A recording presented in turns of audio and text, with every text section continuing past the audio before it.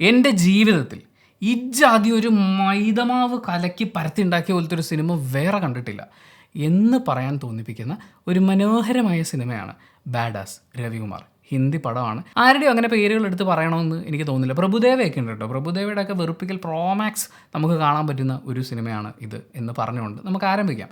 എനിക്ക് എന്തിൻ്റെ കേടായിരുന്നു എന്നുള്ളതാണ്. പടം തുടങ്ങി ഒരു 20 മിനിറ്റ് ആയപ്പോൾ തൊട്ട് ഞാൻ ആലോചിക്കുന്നതാണ്. ഇന്നലെ രാത്രി പടം കഴിഞ്ഞ് വന്ന് കിടന്നുറങ്ങി എണീറ്റ് ഇന്ന് ഈ വീഡിയോ ഷൂട്ട് ചെയ്യാനിരിക്കുമ്പോൾ പോലെ എൻ്റെ മനസ്സിലുള്ള ചോദ്യമാണ്, എന്തിനാണ് ഉണ്ണി നീ ഈ പണിക്ക് നിന്നതെന്ന്. ബോളിവുഡിൽ ഈ ആഴ്ചയ്ക്ക് പാറ്റാക്കാട്ടം വന്ന് വീഴുന്ന പോലെ സിനിമകൾ ഉണ്ടാകുന്നുണ്ട്. എണ്ണം കൊണ്ടും ക്വാളിറ്റി കൊണ്ടും അങ്ങനെ തന്നെ പറയുന്നതിൽ തെറ്റൊന്നുമില്ല എന്നാണ് എനിക്ക് ഫീൽ ചെയ്യുന്നത്. അങ്ങനെയുള്ള ഒരുപാട് പാറ്റക്കാട്ടം കൂടി സ്പൂഫാണെന്ന് പറഞ്ഞ് ഒരു മിക്സിയിലിട്ട് അടിച്ച് അതിൽ കുറച്ച് കടലപ്പിണ്ണാക്കം കൂടി ചേർത്ത് ഉണ്ടാക്കിയെടുത്തൊരു സാധനമാണ് ഈ പറയുന്ന ബാഡാസ് രവികുമാർ എന്ന് എനിക്ക് പറയാൻ തോന്നുന്നുണ്ട്. ഞാൻ ഒരുപാട് വട്ടം സിനിമ കണ്ടുകൊണ്ടിരിക്കുമ്പോൾ ഒരുപാട് വട്ടം ഞാൻ എൻ്റെ മനസ്സിന് പറഞ്ഞുകൊണ്ടിരിക്കുക, മോനെ അത് ഇതുവരെ വന്നിട്ടുള്ള ഹിന്ദി പടങ്ങളിലേക്ക് ഒരു സ്പൂഫ് എന്നുള്ള രീതിയിൽ നോക്കി കാണണ്ട, നീ ഒന്ന് ചിരിക്കി എന്ന് ഞാൻ എന്നോട് തന്നെ പറഞ്ഞുകൊണ്ടിരിക്കുക. വരണ്ടേ ഇതിൽ 2 കൊമേഡിയൻസ് ഉണ്ട്. അവർ ക്ലൈമാക്സിൽ പറയുന്ന ഒരു ചെറിയൊരു കോൺവെർസേഷൻ സാധനമുണ്ട്. ആ ഒരു ബിറ്റിൽ മാത്രമാണ് എന്ന് പറയുന്ന ഒരു തോന്നൽ എനിക്കുണ്ടായത്. ബാക്കി ഉടനീളം എൻ്റെ പൊന്നെ, ഹിന്ദിക്കാർ പോലും തിയേറ്ററിൽ നിന്ന് പടം തുടങ്ങി കുറച്ച് കഴിഞ്ഞപ്പോൾ ഇറങ്ങിപ്പോയി എന്ന് പറയുമ്പോൾ ഒന്ന് ആലോചിച്ച് നോക്കിയേ. സിനിമയുടെ കഥ ഇതുവരെയുള്ള ബോംബ് ഹിന്ദി സിനിമകളിൽ അല്ലെങ്കിൽ മലയാളത്തിലും ഇതുപോലെയുള്ള കഥകളുള്ള സിനിമകൾ വന്നിട്ടുണ്ട്. കഥ എന്ന് പറഞ്ഞാൽ വളരെ സിമ്പിളാണ്. ഈ ബാഡാസ് രവികുമാർ എന്ന് പറയുന്ന കഥാപാത്രം ഒരു കോപ്പാണ്. ശരിക്കും അങ്ങനെയാണ്, പക്ഷേ ഇത് പോലീസ് എന്ന് പറയുന്ന അർത്ഥത്തിൽ എടുത്താൽ മതി. അപ്പോൾ ഈ ക്യാരക്ടറിൻ്റെ ഒരു പ്രത്യേകത എന്ന് പറഞ്ഞു കഴിഞ്ഞാൽ ഇയാൾ യൂണിഫോം ഇടില്ല, ബാക്കിയുള്ളവരാരെയും മൈൻഡ് ചെയ്യില്ല, എന്നിട്ട് മറ്റേ ജാക്കറ്റ് വിട്ട് ഒരു തോക്കും പിടിച്ച് ഇഷ്ടപ്പെടാത്ത ആളുകളെയൊക്കെ വെടിവെച്ച് കൊല്ലുന്ന, ഹെലികോപ്റ്ററിൽ നിന്ന് തള്ളി താഴിട്ട് കൊല്ലുന്ന, അങ്ങനത്തെ ഒരുപാട് വിനോദങ്ങളുള്ള ഒരു മനുഷ്യനാണ്. ഇവൻ്റെ കയ്യിരിക്കുന്ന തോക്ക് എന്ന് പറയുന്നത് ശരിക്കും പറഞ്ഞാൽ അത് ഏത് പറമ്പിൽ നിന്ന്, ഏത് ഉത്സവ പറമ്പിൽ നിന്ന് വാങ്ങിയതാണെന്ന് നമുക്ക് ചോദിക്കാൻ തോന്നുന്ന പോലത്തെ ഒരു തോക്കിൻ്റെ അകത്ത് വേറെ കുറേ PVC പൈപ്പെല്ലാം കൂടി ചുറ്റി ഉണ്ടാക്കി വെച്ചിട്ടുള്ളൊരു സാധനമാണ്. സിനിമയിൽ അത് 2 എണ്ണമൊക്കെ കാണിക്കുന്നുണ്ട്. ആൻഡ് ഇതിവൻ ബാക്കിൽ വെക്കുന്നുണ്ട്. ബാക്കിൽ വെച്ചിട്ട് ഇവൻ തിരിഞ്ഞ് നടന്നു പോകുമ്പോൾ ബാക്കിൽ ഇത് കാണുന്നില്ല.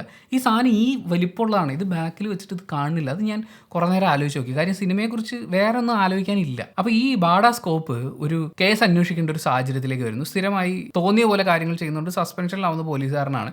ഈ പോലീസുകാരനെ തിരിച്ച് വിളിച്ച് വരുത്തി ഒരു വലിയ ഡോണിൻ്റെ കയ്യിൽ നിന്ന് ഒരു സാധനം ഇവർക്ക് സ്വന്തമാക്കേണ്ടതുണ്ട്. ഇന്ത്യയുടെ എല്ലാ രഹസ്യം അടങ്ങുന്ന ഒരു സാധനം. അപ്പോൾ ഈ സാധനം വേറൊരാളുടെ കയ്യിലുണ്ട്.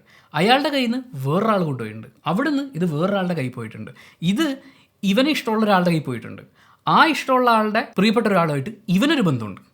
എന്നിട്ട് ഇവർ ഇതിനു വേണ്ടി അങ്ങോട്ടും ഇങ്ങോട്ടും അന്വേഷിച്ചൊക്കെ പോകുന്നു. ഇതിൻ്റെ ഇടയിൽ പ്രഭുദേവയാണ് മെയിൻ വില്ലനായിട്ട് വരുന്നത്. അയാളുടെ കയ്യിലിരിക്കുന്നു, അങ്ങോട്ട് പോകുന്നു, ഇങ്ങോട്ട് പോകുന്നു, കാർലോസ് എന്നൊക്കെ പറഞ്ഞ് ഡയലോഗും കാര്യങ്ങളൊക്കെ എടുത്ത് ഇങ്ങനെ നീണ്ടു പരന്ന് പോവുക. ക്ലൈമാക്സിനോട് അടുത്ത് വരുമ്പോൾ 5 പാട്ടോ 6 പാട്ടൊക്കെ ഒറ്റ സ്ട്രെച്ചിൽ കേൾക്കുന്ന പോലെ അസഹനീയമാം വിധം മ്യൂസിക് എനിക്ക് ഫീൽ ചെയ്തൊരു സിനിമയാണ്. ഇവർ ആ ഒരു പഴയ ടച്ചൊക്കെ കൊണ്ടുവരാൻ വേണ്ടിയിട്ടുള്ള ശ്രമങ്ങളൊക്കെ പലയിടത്തും നടത്തുന്നത്. നായകൻ്റെ കയ്യിലിരിക്കുന്ന തോക്ക് ഇങ്ങനെയാണെന്ന് പറയുമ്പോൾ ബാക്കിയുള്ളവരുടെ തോക്ക് നമുക്ക് ഊഹിക്കാമല്ലോ. ആ തോക്കുകളൊക്കെ കാണുമ്പോൾ ഈ ട്രോളുകാർക്കൊക്കെ വെക്കാൻ പറ്റിയ പാട്ടാണ്. കളിപ്പാട്ടമായി കൺമണി എന്ന് പറയുന്ന പാട്ട് ഇട്ട് കൊടുക്കാവുന്ന അത്രയും കളിപ്പാട്ട തോക്കുകൾ ഈ സിനിമയിലുണ്ട്. സിനിമ തുടങ്ങുമ്പോൾ ലോജിക് ഈസ് ഓപ്ഷണൽ എന്ന് എഴുതി കാണിക്കുന്നുണ്ട്. VFX 80 സ്റ്റാൻഡേർഡ് എന്ന് എഴുതി കാണിക്കുന്നുണ്ട്.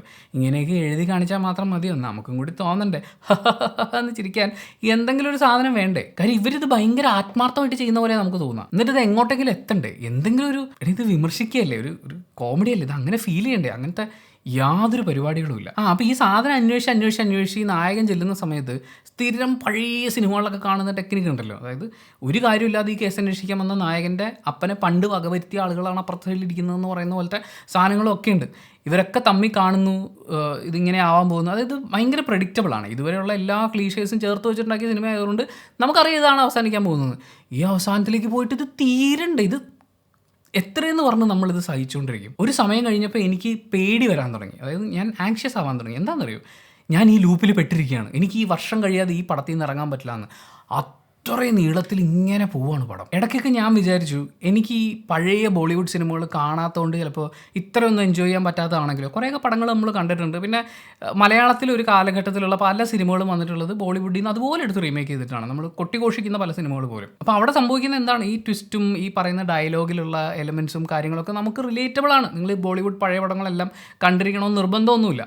നമ്മളും ഇതേ ഡയലോഗുകളൊക്കെ തന്നെയാണ് ഇവിടെ പറഞ്ഞുകൊണ്ടിരിക്കുന്നത്. പക്ഷേ ഇത് അവിടെ ചെയ്തിട്ട് ഇത് ഹിന്ദി സംസാരിക്കുന്ന ആൾക്കാർ വരെ കുറേ നേരം കഴിഞ്ഞപ്പോൾ അവർ സിനിമയൊന്നും അല്ലാതെ വേറെന്തൊക്കെയോ വിവരമൊക്കെ പറഞ്ഞ് പൊട്ടിച്ചിരിക്കുന്നുണ്ടായിരുന്നു. എനിക്ക് കുറ്റബോധം തോന്നിപ്പോയി. നല്ല 4 കൂട്ടുകാരുമായിട്ട് പോയിരുന്നേ കുറച്ച് സമയം AC ലിരുന്ന് കഥ പറയായിരുന്നു. കോടിക്കണക്കിന് രൂപ സക്സസ്ഫുള്ളി കത്തിച്ച് കളയുന്നത് എങ്ങനെയാണ് എന്ന് മനസ്സിലാക്കി തരുന്ന ഒരു സിനിമ അനുഭവമായിരുന്നു എന്നെ സംബന്ധിച്ച് ബാഡാസ് രവികുമാർ, നിങ്ങൾ ബാഡ മോനെ നിന്നെ ശരിയാക്കി തരാം എന്ന് പറയുന്ന പോലത്തെ ഒരു അനുഭവം. പക്ഷേ ഉണ്ടല്ലോ, വേറൊരു കാര്യമുണ്ട്. ഈ സിനിമ എന്ന് പറഞ്ഞാൽ ഓരോരുത്തർക്കും ഡിഫറെൻറ്റ് ഒപ്പീനിയൻ ആണല്ലോ. അപ്പോൾ ചിലപ്പോൾ നിങ്ങൾക്ക് ഈ സിനിമ ഗംഭീരമായിട്ട് ഇഷ്ടപ്പെട്ടിട്ടുണ്ടാവും, ഇതിലെല്ലാ തമാശകളും നിങ്ങൾക്ക് മനസ്സിലായിട്ട് ഇതുപോലൊരു സ്പൂഫ് പടം ജീവിതത്തിൽ കണ്ടിട്ടില്ല എന്ന് തോന്നിയ ഒരു മനസ്സാണ് നിങ്ങളുടേതെങ്കിൽ തീർച്ചയായിട്ടും അതൊന്ന് കമൻറ്റ് ബോക്സിൽ രേഖപ്പെടുത്തുക. കമൻറ്റ് ബോക്സും കൂടി വായിച്ചിട്ട് സിനിമയ്ക്ക് പോകണോ വേണ്ടയോ എന്ന് തീരുമാനിക്കുന്ന കുറേ ആൾക്കാരുണ്ട്. അവരെ തിയേറ്ററിലേക്ക് എത്തിക്കാൻ ആ കമൻറ്റുകൾ ചിലപ്പോൾ സഹായകമായേക്കാം. പക്ഷേ അറിഞ്ഞുകൊണ്ട് ഞാൻ ആ പാപം ചെയ്യില്ല. Thank you so much for watching this video. Video ഇഷ്ടപ്പെട്ടാൽ ലൈക്ക് ചെയ്യുക, കമൻറ്റ് ചെയ്യുക, ഷെയർ ചെയ്യുക, സബ്സ്ക്രൈബ് ചെയ്യുന്ന കാര്യം പരിഗണിക്കുക.